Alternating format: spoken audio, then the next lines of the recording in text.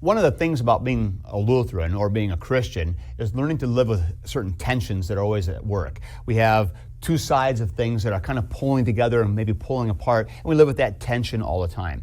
We know that Jesus is true God and true man, fully God, fully man, and yet one person. And we know that God speaks to us a word of law and a word of gospel, and that the word of law tells us what we need to do, and the gospel is telling us what God has done for us, and there's a tension here. And we learn to live with these tensions. But sometimes when we're trying to deal with these tensions, we can get things a little off whack and really end up in trouble. If you get the tension of Jesus' true divinity and true humanity wrong, you end up in some serious heresy about Christ or serious Christological heresies. And if you get the tension about law and gospel wrong, you also get into some serious trouble. One of the problems that I think has shown up, especially in the late 20th century in our churches, a lot of Lutheran churches, and a lot of Protestant churches also, beyond just Lutheran churches, was something that is sometimes called law-gospel reductionism. And it works like this. We know that God has given us His word of law, which is what He expects us to do, and He speaks to us with His gospel, which is all that God has done for us. And I want to be real clear on my definitions here as we get started, because this will help us a little bit. And thinking about this, law then is simply how God wants us to do things, what God wants from us. And in so many ways you can say that the law is nothing more than the will of God for creatures. It's how God wants us to live. That's a definition for the law, and actually that's a definition that shows up in the book of Concord, in the formula of Concord. So the law is the will of God for His creatures. It's how we're supposed to function. The gospel, on the other hand, is the good news. That's what gospel means, good news. But the gospel is especially the good news of forgiveness of sins in Christ. And that's really what the gospel is all about. It's what God gives us in Christ, the forgiveness of sins in Christ. That's the gospel. Now, these two are both the Word of God that comes to us. So this is God's Word that comes to us, and God speaks to us through law and through gospel, and He accomplishes great things. And often we think about these things in this tension, and sometimes it even starts to slide into sort of an antithesis or a polarity. Now, you know, in a polarity, you'll have 2 points on a magnet. You have a positive pole and a negative pole, and they're always together, but they're mutually pushing against each other, and they're mutually, kind of repelling each other. And that's what happens when you have a polarity. And often we think about law gospel, and it gets talked about as a polarity, because you have the law, which kills, and you have the gospel, which makes alive. And you have the law, which crushes, and you have the gospel, which allows us to flourish and to prosper.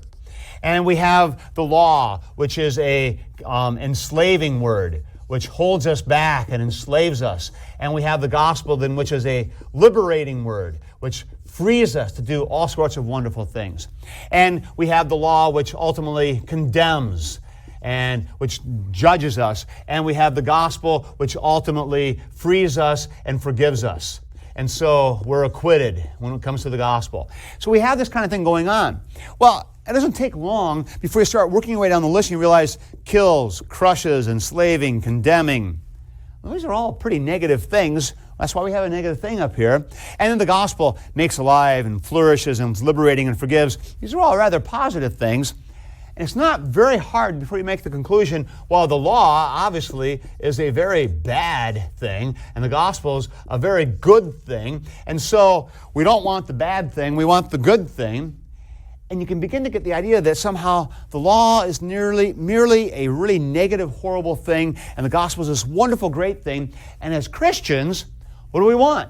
Law or gospel? Wow, come on, the gospel. That's the good thing. But you got to have some law, because the law gets you ready for the gospel, and the law leads you to the good of the gospel, and that's why you need to have some law. And that's kind of what's going on in a law-gospel polarity. This thing lays out, we see law is bad, gospel good, and you can find some Bible verses to sort of back this up, where St. Paul talks about how the law is merely a pedagogue or a preparatory thing to lead us to the gospel. An agent to help us get to the good stuff of the gospel. And there are a lot of people who would say, well, once you've got the gospel, you're done with the law. You don't need it anymore. So this polarity can become very pronounced and very active, and it has its place in our theology, but we have to be very, very careful that we don't make it the bottom line that says everything we try to do in theology. And that's where we get the thing called law-gospel reductionism, which is where you try to reduce all of theology, every question, every issue, every challenge into this paradigm, and you try to make it fit here. Well, this is a problem when it comes to some things, especially when it comes to questions of character and ethics and behavior and how we're supposed to function. Because if the law is ultimately bad and all we can have is the good of the gospel, then how are we supposed to know how to live? And we start having to say things like, well, the gospel teaches us. Really? The gospel, I thought, was the forgiveness of sins in Christ. Teaching, that sounds to me more like the will of God. And we say, well, yeah, okay, but really the gospel is what's more important. Well, if that's more important, then the law has to start to shrink into a trivial kind of situation, and this becomes a really difficult thing for questions about Christian behavior and character and ethics and being formed into what God would call us to be. Because, honestly, if the law is the will of God, well, then this becomes a really important thing for questions about how am I supposed to act? What kind of person am I supposed to be? The law comes into play here rather significantly. Well, this law-gospel polarity, or this move of law-gospel reductionism, has become so well entrenched in a lot of our circles, in a lot of Protestant circles, and especially Lutheran circles, that it's assumed that this is the one way to see things and the one way to function. And I'm of the opinion, and others have agreed with me on this as well, that when that's what we're operating with as our bottom line foundation, and we're functioning with a law-gospel reductionistic way of functioning in our thinking, we end up inevitably dismissing the law as somehow not quite as good, not to be trusted, something we want to be freed from, and wanting simply to kind of cling to a life in the gospel. And that sounds good, but it's not the way the Bible talks. It's not the way Luther taught, and it doesn't, frankly, work in real life. Because you end up falling prey to something I mentioned last time called antinomianism. The idea that I really don't need the law. All you need to do is go out and live in the gospel. The problem we have is if you're just going to live in the gospel, there's not much content to that. And you end up having people saying, I just feel like doing this, so it must be right. When in fact, it might be violating what God has clearly said. But we say, oh, but wait, if God has said it in His law, then we're freed from that because we're in Christ now. And now you can maybe see where the problems start to arise and where you have a lot of behavior that might get excused because I'm in the gospel. So my girlfriend and I really love each other, and it's loving and it's kind to be close with each other, and we shouldn't have to be taken apart. We shouldn't be told we can't do what we want to do, and so it's okay. God wants us to go ahead and show our affection by having sexual relationships with each other, even before we're married, because you see, that sounds right and makes sense. And it maybe does from a law-gospel reductionistic argument. It starts to kind of hold some water.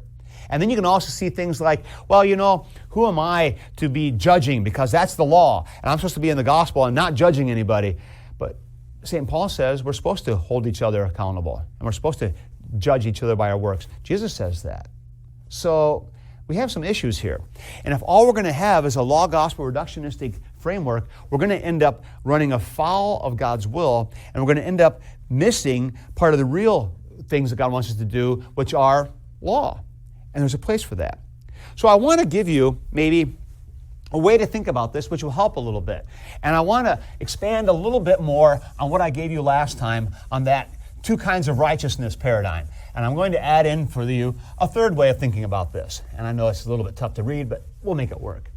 And so we have our two kinds of righteousness. We talked about this last time. We have God here, and we have me as an individual Christian living here. And we think about how I'm supposed to be relating to God. Well, I want to introduce to us three kinds of righteousness. And I want to think about this just a little bit more. I'm going to add another line here, a third kind of righteousness. And I want to unpack this for you a little bit. I would contend that one of the ways that the Bible and our confessions talk is to say that there is a righteousness that we have before God, which is all passive, we simply receive what God gives. God gives us His forgiveness. He gives us His grace in Christ, and I passively receive it. That's the righteousness I have before God. And then there's a righteousness that I have simply living in the world, actively doing what God wants me to do, and fulfilling His purposes. And that would be a second kind of righteousness. But then there's a third kind of thinking about this, because there's actually a distinction, isn't there, between a human being who's doing what God wants him to do, this will of God, and when he is doing that as a Christian or as a non-Christian. And that's what I want to get into here in distinguishing two more kinds of righteousness. So I'm going to talk about it this way. I'm going to talk about a first kind of righteousness, which is the kind of righteousness that a person has when he's simply living as a person is supposed to live in the world, doing what God wants him to do, and he's being upright. He's being a good person. So a good person who's doing what he's supposed to do can be called righteous, because he's doing what God would have him to do. He has a righteousness which I'm going to call the first kind of righteousness. Sometimes the confessions call it a civil righteousness or the righteousness of reason. And it's simply when I figure out what's it mean to be a good person, I'm going to do this. We see Aristotle teaching this.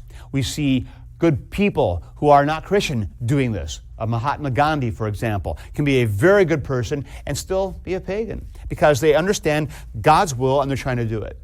Now, what inevitably will happen, though, is the person who's trying to do what God wants them to do always falls short. Never really lives up to the standard. And anybody who's paying attention eventually realizes that God's will is so high, so demanding, so exacting, nobody can do it. And we're always driven ultimately to despair, realizing we need what only God can give us, forgiveness in Christ. And when we turn to God in repentance, God gives us the forgiveness we need, and we are declared righteous. And then, what's God say? Now, go back out and do what I put you here to do. Go be a good creature and serve in the world and take care of those people around you, your family, your neighbors, your coworkers. Do the things I've given you to do and get busy. And the Christian says, yeah, I'm going to go do it. And what guides the Christian in doing that? The will of God.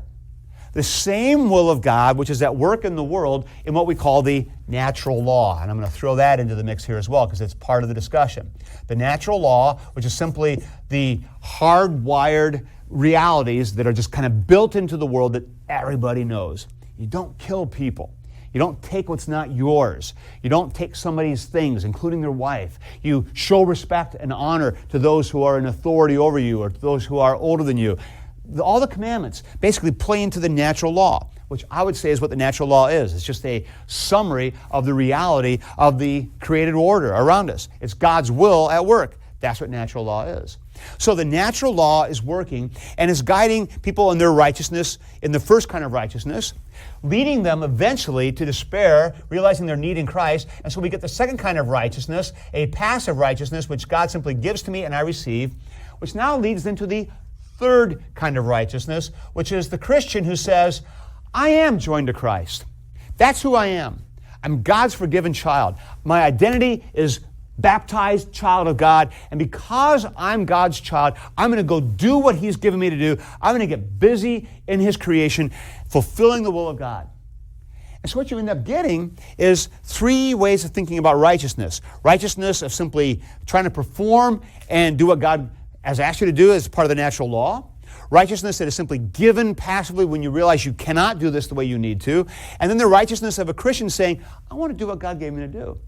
Now you're going to recognize that the first and the third kind of righteousness are parallel because they're both trying to follow the same direction, the same guidance, the same rules. And that rule, that guidance, is the natural law. So the law of God is very much what runs the show in the horizontal or in this kind of realm of our world relationships where creation is going on and where we're dealing with all the people around us and all the creatures around us. When it comes to the relationship with God, in the second kind of righteousness, that's where this law-gospel paradigm I was talking about before, that's where that comes into play full tilt. Because there, what I have is the law that crushes me and condemns me and eventually drives me to say, I can't do it, I give up. And then God says, right, I've got forgiveness for you in Christ, and I simply receive it, and it's true. So I'm not negating the reality of this law-gospel tension and this lively dynamic between God's law that kills and the gospel that makes alive, but that's what's going on in the second kind of righteousness, and it does not negate or trump or just kind of bulldoze over the righteousness that I'm supposed to be doing in the created world. I still am busy doing that.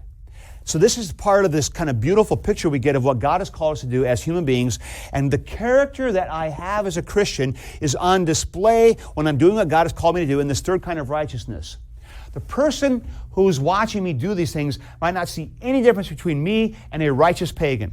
In fact, if I'm living next door to a good pagan Hindu, for example, who's a really great guy, but he doesn't believe in Jesus, and I'm a Christian confessing Christ, the neighbor watching me and my Hindu neighbor function might not see any difference between us. We're both good people who are nice and mow our lawns and take care of our garbage and are friendly to him and we wave, and we're all great people. But there's a huge difference, because while we might both be conforming to the same natural law, I'm rightly related to God, and I know where I stand with God, and I live with a tremendous freedom and joy and lack of burden of trying to fulfill God's commandments to win His praises. I've already got His grace. The righteous pagan is always wondering where he stands, if he even cares. And there's this impossible gulf between him and God, which can only be bridged by God's forgiveness in Christ. That's the real difference here between me and any other good person in the world, or you as a Christian and any other good person. You're rightly related to God, and you know who you are. So Christians are joined to Christ, and they do the things that God has called them to do in Christ. St. Peter, I think, exemplifies this very nicely, because St. Peter knew who he was in Christ. He knew God's forgiveness, but he also knew he was supposed to be doing things. And so he was busy trying to do the things that God had called him to do, and busy knowing who he was in Christ. It's both things at once. You see this a little bit maybe when Jesus is walking on the water and Peter says, hey, if that's really you, Jesus, tell me to come to you on the water and I'll come. So Jesus says, come on. So Peter hops out of the boat and starts cruising along. And then he falls short. And when he does, what happens? Jesus reaches out and picks him up and pulls him back in the boat with him. I think that kind of captures the dynamic of this Christian life. We want to do what Jesus is doing. That's what it means to do the law. Jesus says, be like me.